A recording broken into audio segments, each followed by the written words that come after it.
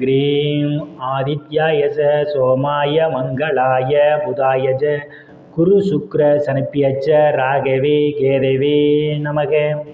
உலகை கட்டி காக்கும் பரமேஸ்வரன் பார்வதியின் திருவருளால் அனைவரும் நலமுடன் வாழ அந்த எல்லாம் வல்ல இறைவனை வணங்கி நேயர்கள் அனைவருக்கும் எனது அன்பான வணக்கங்களை தெரிவித்துக் கொள்கின்றேன். இன்றைய பதிவிலே நாம் பார்க்க இருப்பது சித்திரை மாதத்திற்கான ராசி பலன்கள். முதலில் கிரகங்களின் நிலைகளை பற்றி பார்க்கலாம். சித்திரை மாதம் 1ஆம் தேதி வாக்கிய பஞ்சாங்கத்தின்படி கிரகங்களுடைய நிலைகள். மேச ராசியிலே சூரிய பகவான் பயணம் செய்து கொண்டிருக்கிறார். ரிஷப ராசியிலே குரு பகவான் பயணம் செய்து கொண்டிருக்கிறார். கடக ராசியிலே செவ்வாய் பகவான் பயணம் செய்து கொண்டிருக்கிறார். கன்னி ராசியிலே கேது பகவான் பயணம் செய்து கொண்டிருக்கிறார். கும்ப ராசியிலே சனி பகவான் ஆட்சி பலத்தோடு பயணம் செய்து கொண்டிருக்கிறார். சுக்கிர பகவான், புதன் பகவான், ராகு பகவான் 3 கிரகங்களும் மீன ராசியிலே பயணம் செய்து கொண்டிருக்கிறார்கள். இம்மாதம் 4 கிரகங்கள் இடப்பெயர்ச்சி ஆகின்றன. வருடக்கோள்கள் என்று சொல்லக்கூடிய ராகு கேது பகவான் சித்திரை மாதம் 13ஆம் தேதி மீன ராசியிலிருந்து கும்பராசிக்கும், கேது பகவான் கன்னி ராசியிலிருந்து சிம்ம ராசிக்கும் இடப்பெயர்ச்சி ஆகிறார்கள். சித்திரை மாதம் 17ஆம் தேதி மீன ராசியில் பயணம் செய்து கொண்டிருக்கின்ற புதன் பகவான் மேச ராசிக்கு இடப்பெயர்ச்சி ஆகிறார். சித்திரை மாதம் 28ஆம் தேதி ரிஷப ராசியிலே பயணம் செய்து கொண்டிருக்கின்ற குரு பகவான் மிதுன ராசிக்கு இடப்பெயர்ச்சி ஆகிறார். நான் கூறக்கூடிய பலன்கள் அனைத்தும் வாக்கிய பஞ்சாங்கத்தின்படி கோச்சார ரீதியாக உலக மக்கள் அனைவருக்குமான பொது பலன்கள். உங்களுடைய சுய சாதகத்தில் கிரகங்கள் இருந்த நிலைமையும் தற்போது நடக்கக்கூடிய தசாபுத்தியும் கணக்கில் எடுத்துக்கொண்டு பலன்கள் எடுக்கும் போதுதான் துல்லியமான பலன்களை எடுக்க முடியும். உங்களுக்கு துல்லியமான பலன்கள் நீங்கள் தெரிந்து கொள்ள விரும்பினால் உங்களுடைய பெயர், பிறந்த தேதி, பிறந்த நேரம், பிறந்த ஊர் ஆகியவற்றை எனது வாட்ஸ்அப் எண்ணிற்கு அனுப்பி வைத்து பலன்களை தெரிந்து கொள்ளலாம், உரிய கட்டணம் செலுத்தி. வாருங்கள், ராசிக்குள் போகலாம். மகர ராசி. ராசியிலே எந்தவித கிரகங்களும் இல்லை. ராசிநாதன் தனங்குடும்ப வாக்குஸ்தானத்திலே பயணம் செய்து கொண்டிருப்பதாலும் ராசியை குரு பகவான் பார்வையிடுவதாலும் பெயர் புகழ் அந்தஸ்து நிறைந்து சந்தோஷம் நிலவக்கூடிய மாதமாகவே இந்த சித்திரை மாதம் மகர ராசிக்காரர்களுக்கு அமைய காத்து கொண்டிருக்கின்றது. தனங்குடும்ப வாக்குஸ்தானத்திலே சனி பகவான் ஆட்சி பலத்தோடு பயணம் செய்து கொண்டிருப்பதால் அடுத்தவரிடம் பேசும்போது மிகவும் கவனம் தேவை. உங்கள் பேச்சே உங்களுக்கு சில நேரங்களில் விபரீதத்தை ஏற்படுத்துவதற்கான வாய்ப்புகள் உண்டு. பேச்சால் வம்பு வழக்குகள் வருவதற்கான ஒரு சூழலும் உண்டு. பணம் கொடுக்கல் வாங்கலில் மிகவும் எச்சரிக்கை தேவை.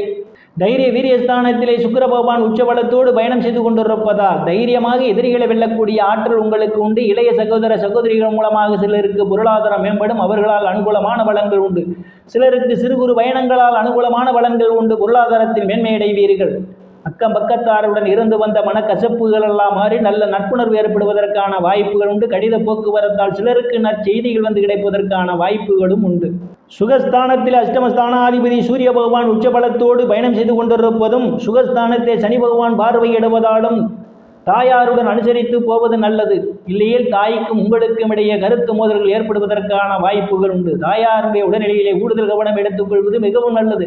சிலர் தாயாருக்காக மருத்துவ செலவு செய்வதற்கான வாய்ப்புகளும் உண்டு. பூமி, வீடு, வாகனம் வாங்கும் போது ஒன்றுக்கு பல முறை யோசித்து குடும்ப உறுப்பினர்களுடன் கலந்து ஆலோசனை பெற்று வாங்குவதே மிகவும் சிறப்பாக இருக்கும். புத்திரஸ்தானத்திலே குரு பகவான் பயணம் செய்து கொண்டிருப்பதால் புத்திர பாக்கியம் எதிர்பார்த்து கொண்டிருப்பவர்களுக்கெல்லாம் புத்திர பாக்கியம் கிடைப்பதற்கான வாய்ப்புகள் உண்டு. சிலருக்கு புத்திரர்களால் நற்பெயரும் புகழும் ஏற்படும். சிலர் புத்திரர்களுக்கு சுப நிகழ்ச்சிகளை நடத்துவீர்கள். காதுகுத்து, திருமணம் போன்ற சுப நிகழ்ச்சிகள் நடத்துவதற்கான வாய்ப்புகளும் சிலருக்கு தேடி வரும்.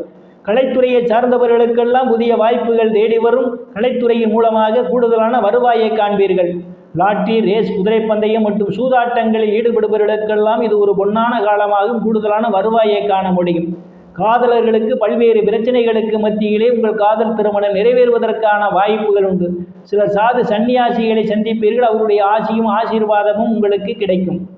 நீண்ட நாட்களாக குலதெய்வ கோயிலுக்கு போய் வராமல் இருப்பவர்களுக்கு குலதெய்வ கோயிலுக்கு போய் வருவதற்கான ஒரு வாய்ப்புகள் தேடி வரும். ருணரோக சத்துரு ஸ்தானத்திலே எந்தவித கிரகங்களும் இல்லை. ருணரோக சத்துரு ஸ்தானாதிபதி புதன் பகவான் இம்மாதம் தைரிய வீரிய ஸ்தானத்திலும் சுகஸ்தானத்திலும் பயணம் செய்வதால் கடன் பிரச்சனையால் அவதிப்படுவோரெல்லாம் கடனிலிருந்து மீள்வதற்கான வாய்ப்புகள் உண்டு. சிலருக்கு எதிரிகளால் இருந்து வந்த பிரச்சனைகள் தீர்ந்து எதிரிகளுடன் நல்ல நட்புணர்வு ஏற்படும். களத்திர ஸ்தானத்திலே சுகஸ்தானாதிபதியும் லாபஸ்தானாதிபதியுமான செவ்வாய் பகவான் பயணம் செய்து கொண்டிருப்பதால் திருமண வயதுடைய ஆண் பெண் இருபாலருக்கும் இதுவரை இருந்து வந்த திருமண தடைகள் எல்லாம் விலகுவதற்கான வாய்ப்புகள் உண்டு. கணவன் மனைவியிடையே ஒரு அந்யோன்யம் நிகழும். வேலை விஷயமாகவும் கருத்து வேறுபாடு காரணமாகவும் பிரிந்த தம்பதிகள் எல்லாம் ஒன்று சேர்வதற்கான வாய்ப்புகள் உண்டு. பங்காளிகளுடன் இதுவரை இருந்து வந்த மனக்கசப்புகள் எல்லாம் மாறி நல்ல நட்புணர்வு ஏற்படும். கூட்டுத் தொழில் செய்பவர்களுக்கு கூட்டுத் தொழிலில் அபரிவிதமான முன்னேற்றத்தை காண முடியும்.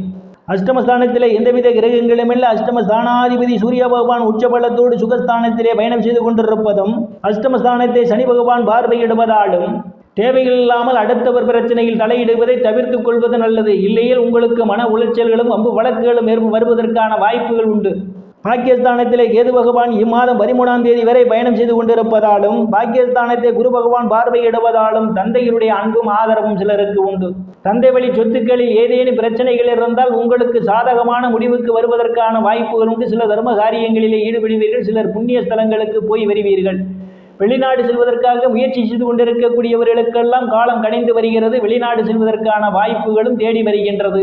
பட்ட மேற்படிப்பு படிக்கக்கூடிய மாணவ மாணவிகள் படிப்பிலே சிறந்து விளங்குவார்கள். பேராசிரியருடைய நன்மதிப்பையும் பாராட்டையும் பெறுவார்கள். வெளிநாட்டு சென்று படிப்பதற்காக முயற்சி செய்து கொண்டிருக்கக்கூடிய மாணவ மாணவிகளுக்கு காலம் கணிந்து வருகிறது. வெளிநாட்டில் சென்று படிப்பதற்கு அரிய வாய்ப்பு தேடி வருகின்றது. சிலருக்கு முன்பின் தெரியாதவர்களெல்லாம் உதவிக்கரம் நீட்டுவார்கள். அந்நிய மதத்தினரால் சிலருக்கு அனுகூலமான பலன்கள் உண்டு.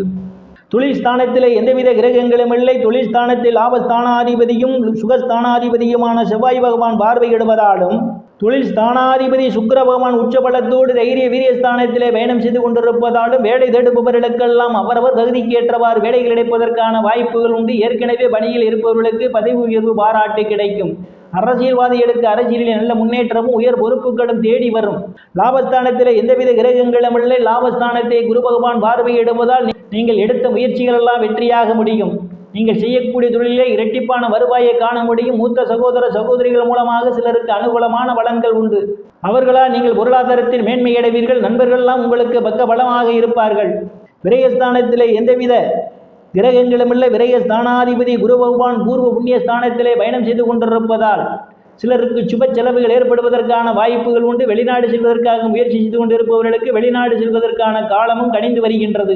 நேயர்கள் அனைவரும் இறைவனுடைய திருப்பொருளால் அனைத்து செல்வச் செழிப்பும் பெற்று சிறப்புடன் வாழ அந்த எல்லாம் வல்ல இறைவனை வணங்கி நேயர்களை மீண்டும் அடுத்த பதிவில் சந்திக்கும் வரை விடைபெறுவது ஜோதிடர் எஸ் ராமன். நன்றி, வணக்கம்.